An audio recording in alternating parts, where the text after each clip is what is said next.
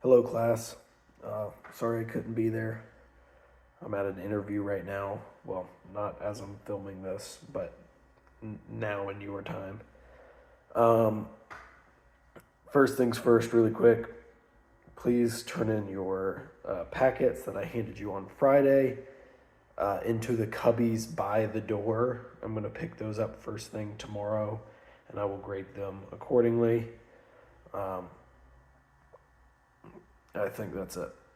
So I'm going to go over today's lecture super quick. I'm going to try to get through it as fast as possible. There's a lot of stuff that we need to get through. Once again, I'm sorry for not being there to answer any questions, but I'm going to try to make this as comprehensive as possible. So let's begin with one of the most intense and far-reaching parts of World War II, the Pacific Theater. This was not just one battle or even one island. It was an enormous stretch of ocean, thousands of miles wide, dotted with jungles, volcanoes, and coral reefs. And it's where the United States fought a long and brutal campaign against Imperial Japan. In December 7th, 1941, the world changed. Japan launched a surprise attack on the United States naval base at Pearl Harbor in Hawaii. Over 2,400 Americans were killed, battleships sunk, airfields destroyed. In just 2 hours, the United States was thrust into war. FDR called it a date which will live in infamy. And then the next day, the U.S. declared war on Japan. But why did Japan attack in the first place? Well, Japan had been expanding aggressively throughout Asia. They were taking over Korea, invading China, and setting its sights on Southeastern Asia and the Pacific. The U.S. had placed embargoes on oil and steel, which Japan saw as a threat. War was already on the horizon, and Pearl Harbor made it real. What followed was a series of intense, often terrifying battles, many on tiny islands with names Americans had never heard before, places like Midway, Guadalcanal, and Iwo Jima.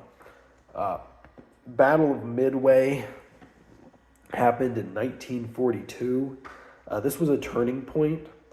The U.S. code breakers figured out Japan's plans and launched a surprise of their own. They sunk 4 Japanese airship carriers, and then from that moment on, Japan was on the defensive.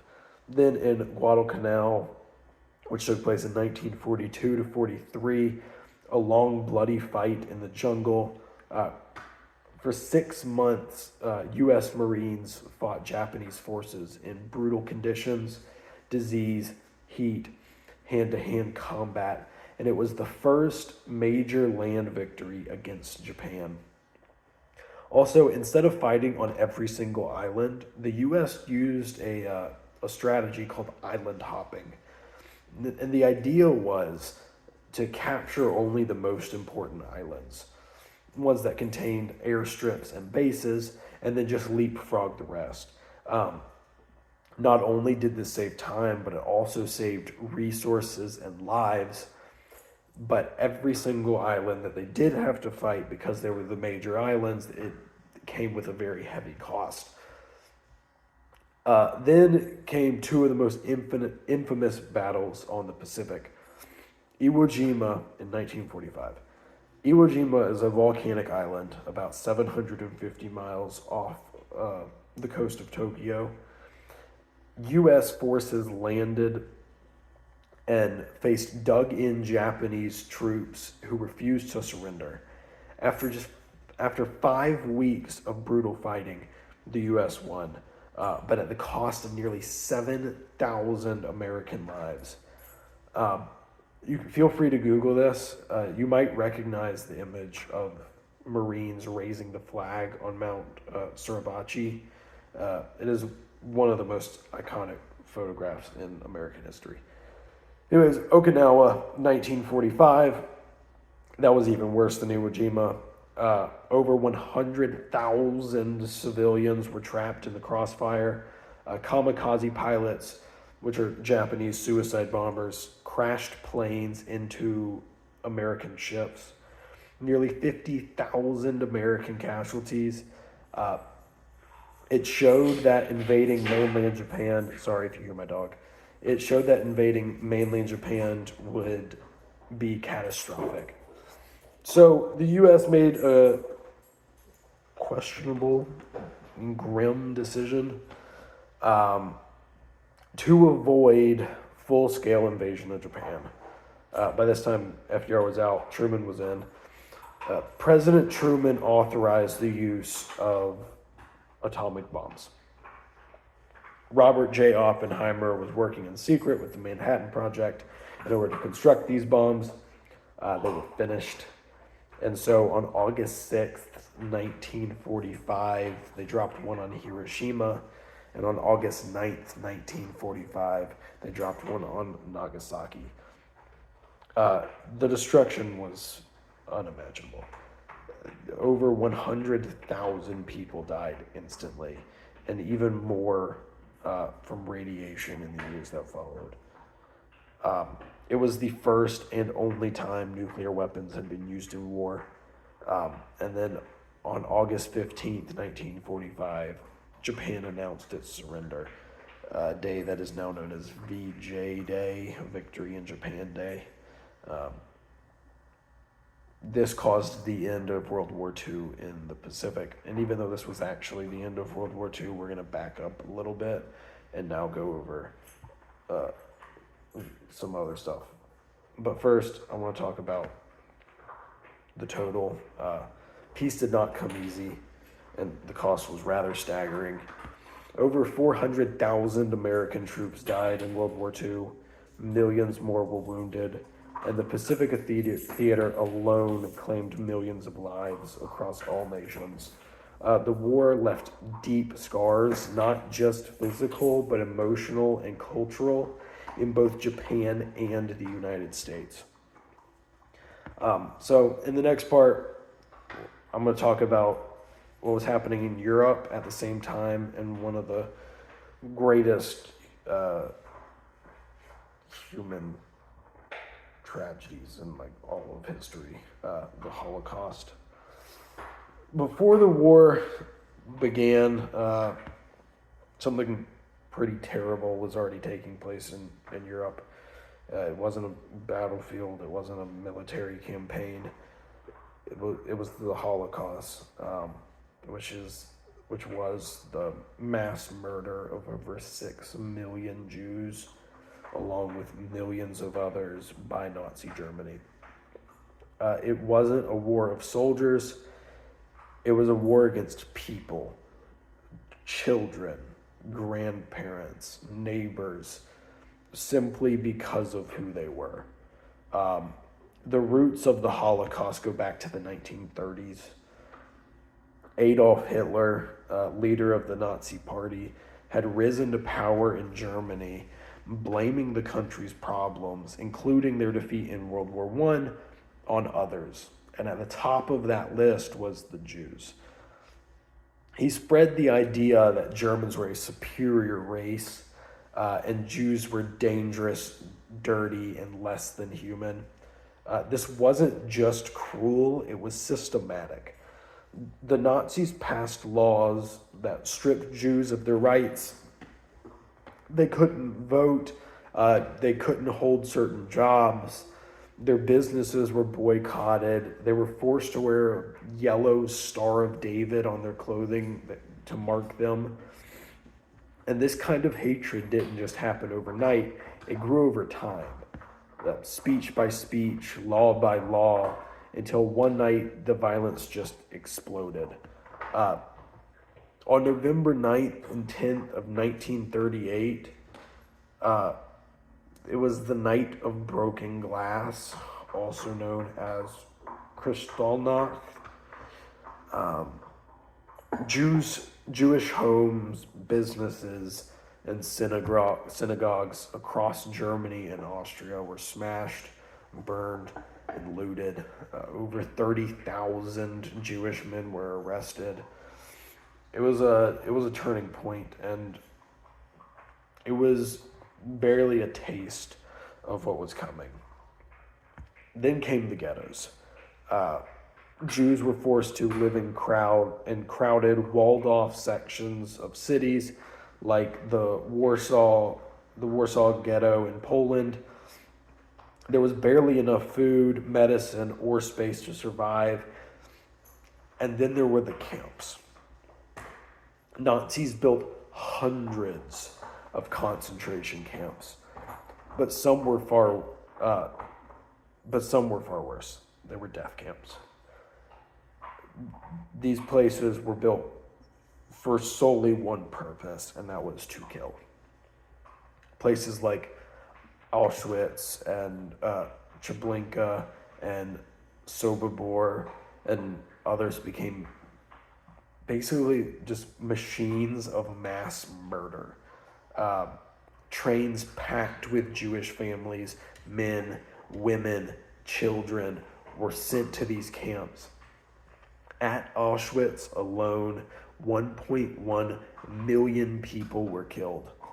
Many were murdered in gas chambers, others died from starvation, overwork, cold, disease. Some were subjected to horrific medical experiments. But even in this nightmare, the Jewish people resisted. Some Jews escaped, joined underground resistance groups.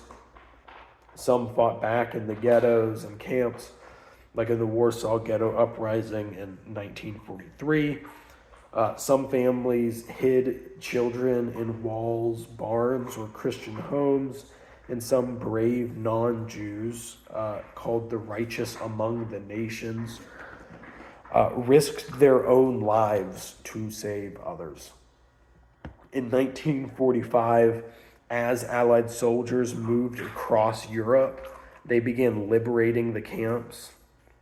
What they found was terrible, for lack of a better word. There were piles of shoes, eyeglasses, hair, starving survivors, mountain of ash from dead people. The soldiers were, needless to say, shocked. And this was a massive point in world history that we really just couldn't come back from. After the war, the world held trials. Hold up. Mia, this is my dog. She's making noise. I'm sorry. Okay, you can go down now. No. Stop making noise. Where was I? Nuremberg trials. Okay, so after the war, the world held the Nuremberg trials to hold Nazi leaders accountable for crimes against humanity. The Holocaust taught the world a chilling lesson. Hatred, if left unchecked, can lead to the unthinkable. That's why we remember. We study the Holocaust not to stay stuck in the past, but to protect the future. To make sure that every student knows silence in the face of injustice is dangerous. Kindness is powerful, and our differences, race, religion, background, are not weaknesses, they are strengths. So here's the question I want you to sit with for a moment. And this might be hard. How does a country full of teachers, of students, of farmers, musicians, moms, dads, grandparents become the country that built death camps, that murdered millions of Jews, that tore their way through Europe? How does the average person, someone like you or me, go from living a normal life to participating in or ignoring genocide. It did not happen overnight. Let's break this down, because it happened in steps. Very slow, very careful steps. First things first, dehumanization. Nazi propaganda began describing Jews and other people not as people, but as problems. They were compared to rats, disease, poison. Posters and speeches claimed they were corrupting Germany from the inside. And if you repeat a lie often enough and loudly enough, people start to believe it. There was fear and blame. Germany was in crisis. The Great Depression reached Germany. The reparations were deemed unfair. The economy had crashed. People were desperate. Hitler came along and offered a simple answer. This is happening because of the Jews. It gave the citizens of Germany somebody to blame and an excuse to stop thinking critically.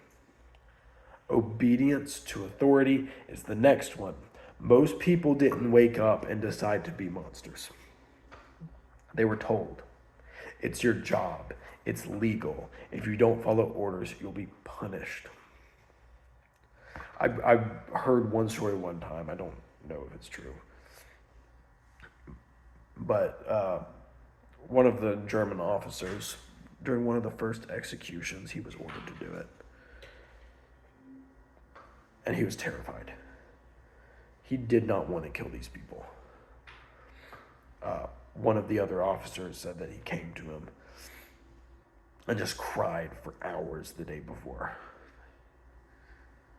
He just kept asking, why me? Why was I given these orders? But then he did them. And his group ended up going on and murdering and executing hundreds, if not thousands, of Jews by themselves. Psychological experiments, like the Milgram experiment, it's a pretty famous one, show that people will go shockingly far if a person in power tells them to, especially if everyone else is doing it. Number 4 is desensitization. At first, it was just insults. Then it was boycotts, then violence, then deportation, then murder, step by step, until the unthinkable became normal. It didn't start at once. It built atrocity over atrocity, and the atrocities just kept getting worse. Some Germans didn't agree with the Nazis, but they were afraid, or they told themselves it wasn't their problem. Some convinced themselves it was all exaggerated. Others simply looked the other way while their neighbors disappeared. Silence can be just as dangerous as action. So why am I telling you this? I'm telling you this because history isn't just about the past. It's about how people work. No one thinks they'd be the bad guy, but history shows that under the right conditions, fear, pressure, silence, even good people can make evil choices. The only way to stop that from happening again is to recognize the signs and speak up early. Prejudice starts with jokes. Injustice starts with excuses. Genocide starts with silence. And it's always easier to stop at the beginning than at the end. While the Holocaust was unfolding behind barbed wire and shadows, the rest of the Europe was on fire. The European theater of World War II was the main stage of some of the largest and most devastating battles in history. It was a war of tanks, soldiers, and strategy stretching across cities, countrysides, and coastlines. In 1939, Germany invaded Poland using a brand new style of warfare called Blitzkrieg, or lightning war. Fast moving tanks, planes, and troops overwhelmed their enemies before they had a chance to react. In just weeks, Poland fell, and then Denmark, and then Norway, and then Belgium, and then the Netherlands, and finally France. And by 1940, just 1 year later, 1 year, Adolf Hitler controlled most of Western Europe. But one country refused to fall, and that was Great Britain. Great Britain was led by Prime Minister Winston Churchill, and Britain fought back during the Battle of Britain, a massive air war against the German Luftwaffe. German planes bombed London for 57 nights straight. This period is now known as the Blitz. But the British never surrendered. Then, in 1941, Hitler made a massive mistake. He broke his pact with the Soviet Union, and he invaded Russia. The Germans made it all the way to the gates of Moscow and Stalingrad, but then the winter came. And with freezing temperatures and broken supply lines and fierce Soviet resistance, the tide began to turn, and the Battle of Stalingrad became one of the deadliest battles in human history, and a massive turning point in the war. Meanwhile, across the ocean, something huge happened. We've already talked about this. The Japanese attacked Pearl Harbor, and the United States officially joined the war. But America did not just fight in the Pacific. They also sent troops, weapons, and supplies to Europe and helped them turn the tide. On June 6th, 1944, we had D-Day, the largest seaborne invasion in history. Over 150,000 Allied troops, including Americans, British, and Canadians, stormed the beaches of Normandy, France. It was a daring, dangerous mission. Soldiers jumped from boats into machine gun fire, landmine, and chaos, but they did it. D-Day broke through Hitler's defenses and gave the Allies a foothold in Europe. And after D-Day, the Allies began pushing the Germans back. They liberated France. They helped free concentration camps. They fought their way toward Germany itself. Then, in the winter of 1944, Hitler launched one final surprise attack through the forests of Belgium called the Battle of the Bulge. It was bitterly cold, supplies were low, but the American troops held strong, including many young African American soldiers who were finally allowed to fight on the front lines. After weeks of fighting, the Allies pushed Germany back once again, and by spring of 1945, Allied troops were closing in on Berlin from the west, and the Soviet army was pushing in from the east. Hitler, hiding in a bunker beneath Berlin, saw that his dream of domination was crumbling, and on April 30th, 1945, he took his own life in that bunker. Just 1 week later, on May 7th, Germany officially surrendered. This day became known as VE Day, Victory in Europe Day, and the war in Europe was over. But the world had been changed forever. So,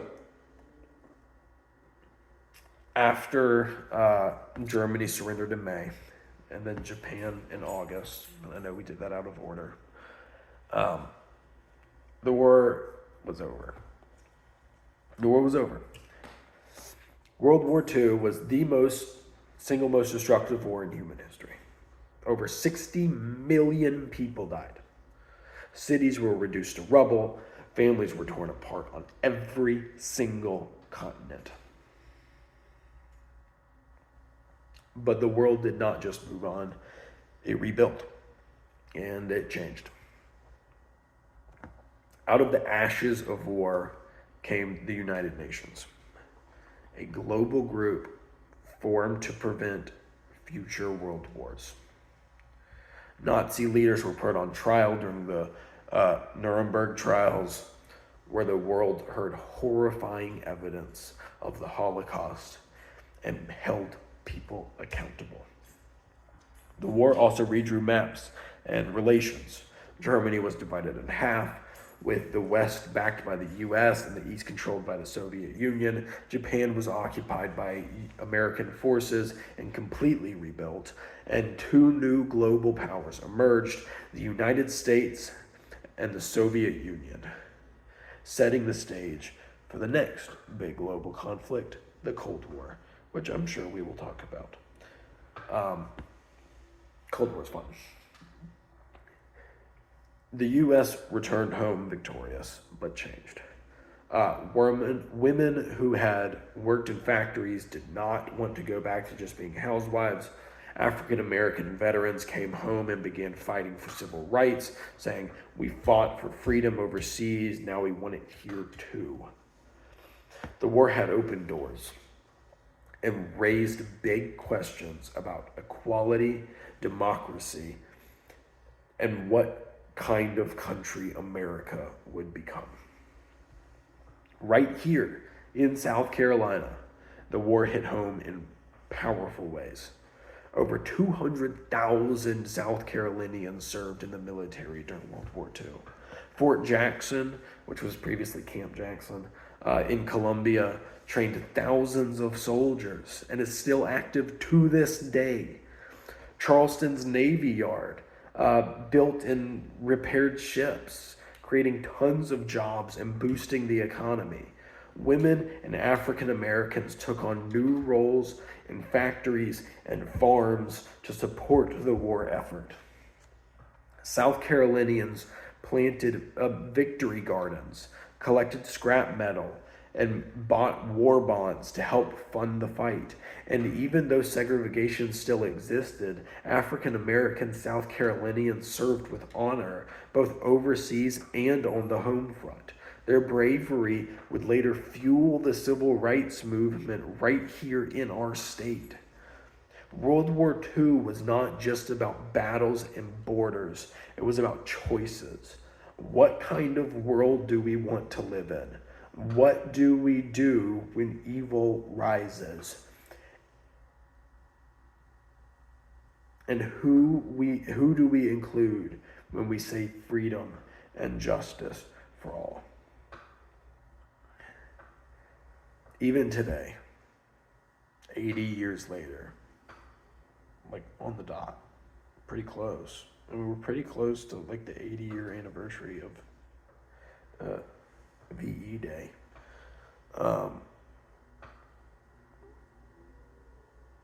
80 years later, we're still answering those questions. So, as we wrap this up, from the beaches of Normandy to the streets of Charleston, I want you to think about this. What lessons should we carry from World War II into our world today? And with that, I will see you tomorrow.